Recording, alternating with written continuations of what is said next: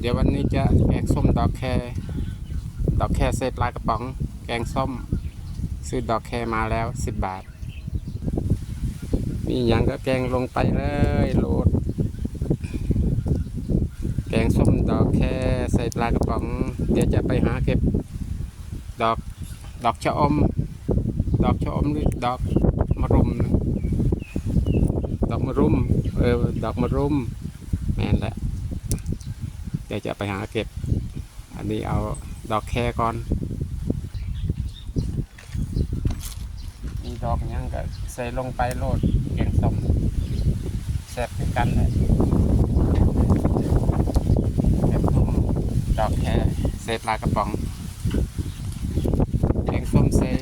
ดอกผักเชียงน้ำก็อร่อยเหมือนกันนะแซ่บเหมือนกันนะแต่มันไม่ค่อยมีเดี๋ยวนี้แถวนี้แต่ก่อนมีเยอะเห็ดประทันดอกพี่น้องเอ้ยผลมาเราแกงประทันดอกผลมาแล้วสำนีก็เอาสำนีก่อนผลมาแล้วเดี๋ยวสิแกงประทันฝนตกมาแล้วมืดมาแล้ว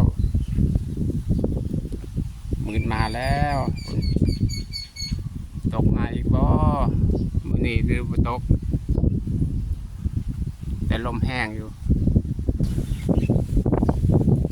นี่ฝนมืดท้องฟ้ามืดมาแล้วแกงส้มดอกแคใส่ปลากระป๋องครับฝนมาแล้วบ่ฮู้ว่าสิแกงเสร็จก่อนบ่ฝนสิมาแล้วนี่